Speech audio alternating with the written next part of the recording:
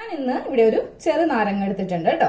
അത്ര നല്ലതൊന്നുമല്ല, കുറച്ച് ഭാഗത്തൊക്കെ ഇങ്ങനെ മോശമായിട്ടുള്ളതാണ് എടുത്തിരിക്കുന്നത്. അപ്പൊ നമ്മൾ സാധാരണയായിട്ട് ഇങ്ങനെ നാരങ്ങയൊക്കെ മോശമായതുണ്ടെങ്കിൽ നമ്മൾ അങ്ങോട്ട് വലിച്ചെറിഞ്ഞ് കളയും. ഇത് കൊണ്ടിട്ട് നമുക്ക് യാതൊരു ഉപകാരവും ഇല്ല അല്ലെ. പക്ഷേ വലിച്ചെറിയുന്നതിന് മുൻപ് ഈ വീഡിയോ ജസ്റ്റ് ഒന്ന് കണ്ടു നോക്കുക കേട്ടോ. അങ്ങനെയാണെങ്കിൽ നിങ്ങൾ ഇങ്ങനെ മോശമായതൊന്നും വലിച്ചെറിയില്ല. ഇനി നിങ്ങളുടെ കയ്യിൽ ഇതുപോലെ മോശം ഇല്ലാന്ന് കരുതുക എങ്കിൽ ഒരു നല്ല നാരങ്ങ എടുത്തോ, ഒരു കുഴപ്പമില്ല. അപ്പൊ നമുക്ക് നമ്മുടെ വീഡിയോയിലോട്ട് പോവാം. ആദ്യമേ ഈ ചെറുനാരങ്ങ ഒന്ന് കട്ട് ചെയ്യാം കേട്ടോ. കുഞ്ഞി കുഞ്ഞി കഷ്ണങ്ങളായിട്ട് ഇതൊന്ന് കട്ട് ചെയ്ത് എടുക്കണം. ദേ ഇതിന്റെ ഉള്ളൊക്കെ കണ്ടില്ലേ. അപ്പൊ നമുക്കിനി ഇത് കറിക്കോ അല്ലെങ്കിൽ പിഴിഞ്ഞു കുടിക്കാനോ ഒന്നും തന്നെ പറ്റില്ല. അപ്പോൾ ഇത് ചെറിയ കഷ്ണങ്ങളായിട്ട് നമുക്കിതൊന്ന് കട്ട് ചെയ്ത് എടുക്കണം. അപ്പതാ ഒരു ചെറുനാരങ്ങ നമ്മളിങ്ങനെ കട്ട് ചെയ്തെടുത്തിട്ടുണ്ട്. ഒരൊറ്റൊരെണ്ണം മതി കേട്ടോ. 2, 3, 4 ഒന്നിന്റെ ആവശ്യമില്ല. ഈ ഒരെണ്ണം കൊണ്ടിട്ടാണ് നമ്മൾ ഇന്ന് കുറെ ടിപ്സ് ചെയ്യാൻ പോകുന്നത്. ഇനി നമ്മൾ ഒരു പാത്രം എടുക്കാം. ഇതിപ്പോ നല്ല പാത്രമാണ് അല്ലെ, എല്ലാവർക്കും കണ്ടാൽ അറിയാം, ചായപാത്രമാണ്. പക്ഷെ ഇതിന്റെ ഉള്ളില് കറയൊന്നുമില്ല.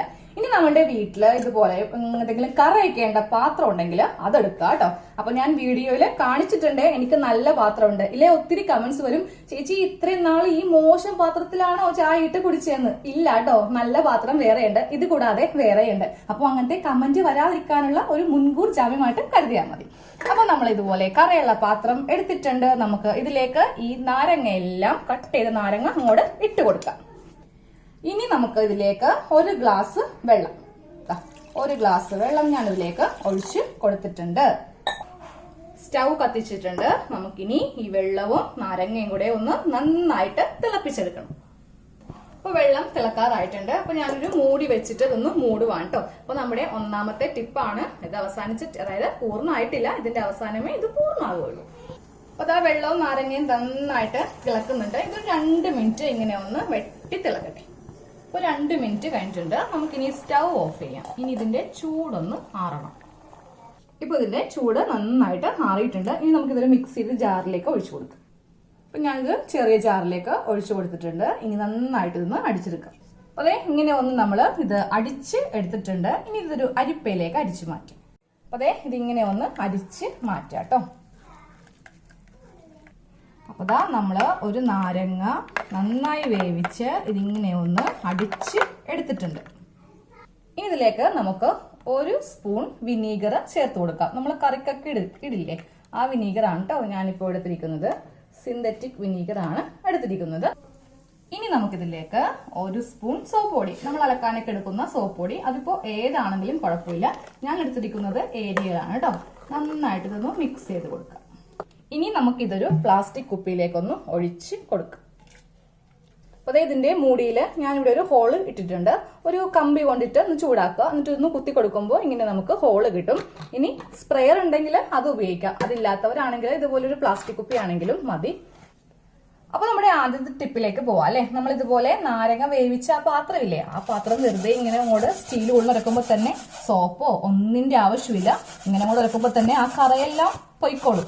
നല്ല വെള്ളയായിട്ട് നമുക്ക് പാത്രം കിട്ടും. ഇപ്പൊ നമ്മൾ നാരങ്ങ അച്ചാർ ഉണ്ടാക്കാൻ വേണ്ടിയിട്ട് ഇഡ്ഡലി തട്ടിൽ വെച്ച് നമ്മൾ നാരങ്ങ വേവിക്കില്ലേ, അപ്പോൾ ആ നാരങ്ങയുടെ വെള്ളം തട്ടിലേക്ക് ഇറങ്ങും. ആ തട്ട് നമ്മൾ നാരങ്ങ മാറ്റി കഴിയുമ്പോൾ ആ ഇഡ്ഡലി പാത്രം നല്ല വെളുത്തിരിക്കും. അപ്പൊ അത് ഈ നാരങ്ങയുടെ ആസിഡ് പവർ കൊണ്ടിട്ടാണ് അങ്ങനെ വരുന്നത് കേട്ടോ. ഇപ്പൊ ഞാൻ ഇതിൽ സോപ്പ് പൊടി ഒന്നും തന്നെ ഉപയോഗിച്ചിട്ടില്ല, എന്നിട്ടും ആ കറയൊക്കെ പോയത് കണ്ടില്ലേ.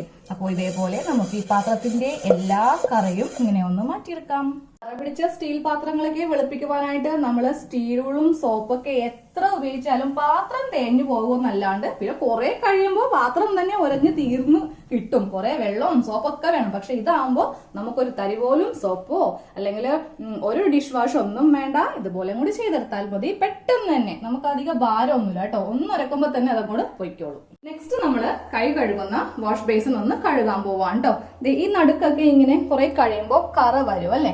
അതൊക്കെ നമുക്ക് ഇതിന്റെ അകത്ത് സ്റ്റീലൊന്നും കൊണ്ട് നമുക്ക് തേച്ചൊരച്ച് കഴുകാൻ പറ്റത്തില്ല, സ്ക്രാച്ച് വീഴും. അതുപോലെ ഈ ബീഡിങ് ഒക്കെ ആണെങ്കിലും ഇങ്ങനെ മഞ്ഞ കളർ ഡെയിലി നമ്മൾ കഴുകിയാലും നമുക്ക് ഇങ്ങനെ ഈ സൈഡൊക്കെ ഇങ്ങനെ കറയാവും അല്ലെ. അപ്പൊ അതിനായിട്ട് നമ്മൾ ഇപ്പോൾ ഉണ്ടാക്കിയെടുത്ത ഈ ലിക്വിഡ് മതി. നന്നായിട്ട് ഒന്നും കൂടെ ആ സോപ്പ് പൊടി ഒന്നും ഇതിൽ മിക്സ് ചെയ്യാം. എന്നിട്ട് ഈ കുപ്പി വെച്ചിട്ട് ഈ ഓരോ ബീഡിങ്ങില് ഇങ്ങനെ അങ്ങോട്ട് തളിച്ചു കൊടുക്കുക.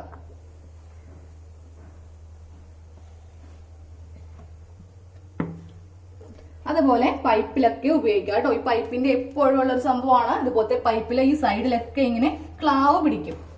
അതൊക്കെ നമുക്ക് മാറ്റിയെടുക്കാം. അതും വെറും നിസ്സാര സമയം കൊണ്ട്. ഇത് ഇട്ട് വെച്ചിട്ട് അരമണിക്കൂറൊന്നും ഇല്ല. ഇത് ഇൻസ്റ്റന്റ് ആണ്. ഇപ്പൊ തന്നെ അങ്ങോട്ട് കഴുകാം. സാധാരണ നിങ്ങൾ കണ്ട വീഡിയോസിലൊക്കെ കുറെ നേരം ഇട്ട് വെക്കുക, 5 മിനിറ്റ് 10 മിനിറ്റ്, അതിന്റെ ഒന്നും ആവശ്യമില്ല കേട്ടോ. അതേ നമ്മൾ എല്ലായിടത്തും ഇങ്ങനെ ഒഴിച്ചിട്ടുണ്ട്. അപ്പൊ ഞാൻ ഇതുപോലത്തെ ഒരു സ്ക്രബ്ബറിനാണ് കേട്ടോ ചെയ്യാൻ പോകുന്നത്. നന്നായിട്ട് അങ്ങോട്ട് ഉരക്കുക. അപ്പോൾ ഇതേ നമുക്കിങ്ങനെ എല്ലാ ഭാഗത്തും തേക്കാം. പിന്നെ ഞാൻ ഇതില് കട്ടിയുള്ള സ്ക്രബ്ബറോ ഈ ഭാഗം പോലും ഉപയോഗിക്കില്ല. ഇത് സ്പോഞ്ച് കൊണ്ടിട്ടേ ചെയ്യാറുള്ളൂ. സ്ക്രാച്ച് വീണുകൊണ്ടിട്ടാണ് അങ്ങനെ നമ്മൾ ഉപയോഗിക്കുന്നത്. ഇല്ലെങ്കിൽ തുണിയാണെങ്കിലും മതി. കട്ടിയുള്ള സംഭവം ഒന്നും ഇങ്ങനത്തെ വാഷ് ബേസിനിലൊന്നും ഉപയോഗിക്കരുത്. അതുപോലെ ക്ലോസറ്റൊക്കെ കഴുകുമ്പോഴാണെങ്കിലും നമ്മൾ കട്ടിയുള്ളത് ഉപയോഗിക്കരുത്. ഈ ബീഡിങ് ആണോ ചെയ്യാൻ പോകുന്നത്. ഇതുപോലെ ഈ സ്പോഞ്ചിന്റെ അറ്റം ഇങ്ങനെ വെക്കാം. എന്നിട്ട് ഇങ്ങനെ അങ്ങോട്ട് ഉരക്കുമ്പോൾ തന്നെ അഴുക്കെല്ലാം നമുക്കിങ്ങനെ പോയി കിട്ടും.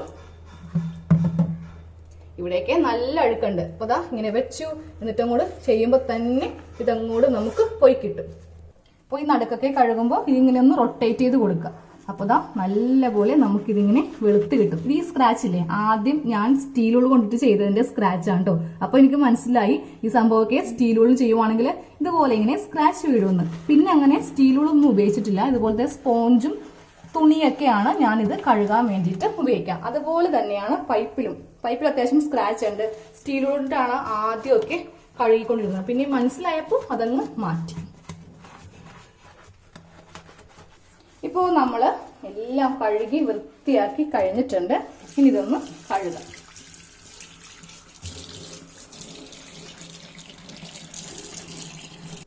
അപ്പോൾ നമ്മുടെ വാഷ് ബേസിൻ കുട്ടപ്പനായിട്ടുണ്ട്.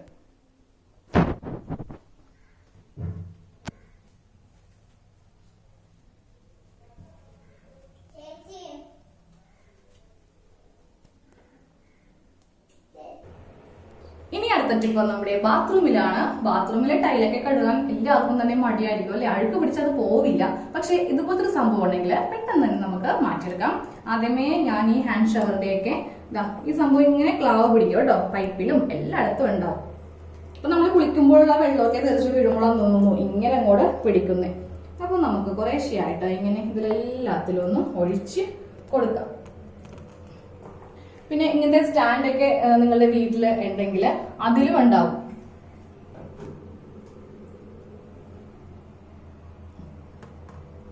ഞാൻ അതിലൊക്കെ ഇങ്ങനെ ഒഴിക്കുന്നുണ്ട്. അല്ലെങ്കിൽ നമുക്ക് ഈ സ്ക്രബ്ബറിൽ തന്നെ ഇങ്ങനെ വെച്ചിട്ട് ഇതിങ്ങനെ ഒന്ന് ചെയ്ത് കൊടുക്കാം.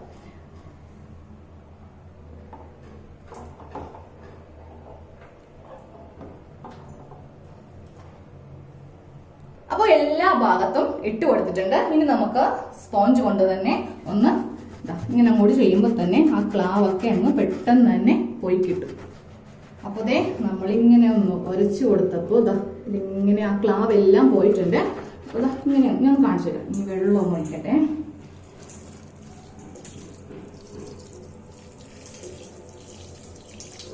ഓക്കെ, ഇനി നമുക്ക് ഇതുപോലെ ഓരോ പൈപ്പും ഇവിടെയാണല്ലോ കുറച്ച് അധികമായിട്ട്. ഈ ഹാൻഡ് ഷവറിലാണ് എപ്പോഴും ഇങ്ങനെ അധികമായിട്ട് ഉള്ളത്. അപ്പോൾ അത് നമുക്കൊന്ന് കളയാം. അപ്പോ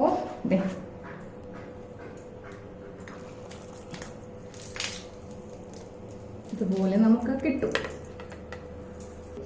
ഇനി താഴത്തെ പൈപ്പ്. അങ്ങനെ നമുക്ക് എല്ലാ പൈപ്പും ഇങ്ങനെ അങ്ങോട്ട് ചെയ്ത് നമുക്ക് എടുക്കാം.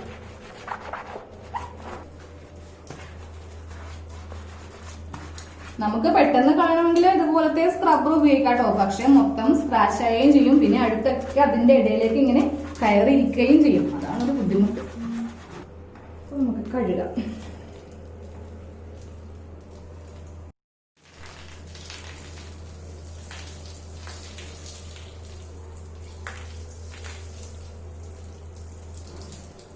കൂടുതലും കുട്ടികളൊക്കെ ഉള്ള വീട്ടിലായിട്ടും പെട്ടെന്ന് ഇങ്ങനെ അഴുക്കായി കിട്ടുക. അവരിങ്ങനെ ആണെങ്കിൽ ഓൺലൈൻ ക്ലാസ്സുകളല്ലേ, സ്കൂളും ഇല്ല, ഫുൾ ടൈം കുളിയൊക്കെ തന്നെ ആയിരിക്കും. അപ്പോ ബാത്റൂമിലെ പൈപ്പൊക്കെ നമുക്ക് ക്ലീൻ ചെയ്യാൻ വളരെ എളുപ്പത്തില് പറ്റും. ഇനി അടുത്ത ടിപ്പ് പറഞ്ഞുതരാം. ഇനി ബാത്റൂമില് താഴത്തെ ടൈലില്ലേ, അത് നമുക്ക് അതിലൂടെ കേട്ടോ അതുപോലെ ഈ സൈഡൊക്കെ ഇങ്ങനെ ഇട്ട് കൊടുക്കുക. ഈ സൈഡിലൊക്കെ ആയിരിക്കും കൂടുതലായിട്ട് അഴുക്ക് ഇങ്ങനെ ഉള്ളത്. അവിടെയൊക്കെ കുറച്ച് അധികമായിട്ട് ഒഴിച്ചു കൊടുക്കുക.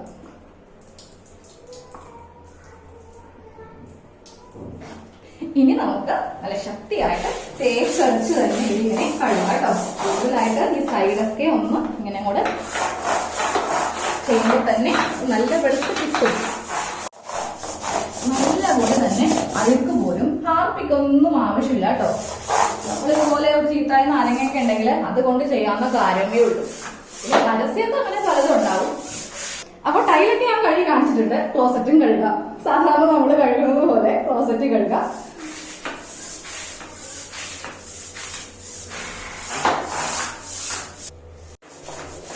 ഈ ഭാഗത്തല്ലേ എപ്പോഴും വെള്ളം അങ്ങനെ വന്ന് പോകുന്ന സ്ഥലമായതുകൊണ്ട് അത്യാവശ്യം നല്ല വഴുക്കലൊക്കെ ഉണ്ടാവും. അപ്പൊ ഇവിടെയൊക്കെ അങ്ങ് നല്ല വൃത്തിയായിട്ട് അങ്ങോട്ട് ഉരച്ചരച്ച് തന്നെ കഴുകാം. പിന്നെ അതുപോലെ തന്നെ ഡോറും കഴുകാം കേട്ടോ. കുറെ നാള് കഴിയുമ്പോൾ ഇതിപ്പോ ഞാൻ മിക്കപ്പോഴും കഴുകാറുള്ളത് കൊണ്ടും ഇതുപോലത്തെ ഡിസൈൻ ആയതുകൊണ്ടും പെട്ടെന്ന് അറിയില്ല. സാധാരണ ഡിസൈൻ ഒന്നും ഇല്ലാതെ ഒറ്റ കളറാണെങ്കിൽ ഇത് മാത്രമുള്ളെങ്കിൽ വെള്ളം വീണാലും മതി, അവിടെ അവിടെ ഇങ്ങനെ ഇങ്ങനെ ഇങ്ങനെ ഇരിക്കും. അത് വേണമെങ്കിൽ നമുക്ക് കഴുകാം. അപ്പൊ നമുക്ക് ഈ ഒരു നാരങ്ങ കൊണ്ട് തന്നെ നമ്മുടെ ബാത്റൂം ഫുള്ളായിട്ട് കഴുകാം. അതായത് ഇതുപോലെ ചുവരിലെ ടൈലൊക്കെ ഉണ്ടാവില്ലേ, അതും കഴുകാം. പക്ഷെ ഇതിലിപ്പോ വലിയ അഴുക്കില്ല. അഴുക്കില്ലാത്ത സ്ഥലത്ത് കൊണ്ട് കാണിച്ചിട്ട് കാര്യമില്ലല്ലോ. അതുകൊണ്ടിട്ടാണ് ഞാൻ അഴുക്കുള്ള സ്ഥലം മാത്രം കാണിച്ചത്. ആ മൂലം നോക്കി അഴുക്ക് കണ്ടോ. നമ്മളുടെ ഒരു ധാരണയുണ്ട് ഹാപ്പിക്കും കമന്റ്സ് ഒക്കെ ഉണ്ടെങ്കിൽ ഇതൊക്കെ അഴുക്കൊക്കെ പോകുള്ളൂ. ചുമ്മാ വെറുതെ തെറ്റിദ്ധാരണയാണൊക്കെ. അപ്പൊ വെള്ളം ഒഴിക്കുമ്പോ അഴുക്ക് കണ്ടോ. അഴുക്ക് നല്ല അഴുക്കുണ്ട്.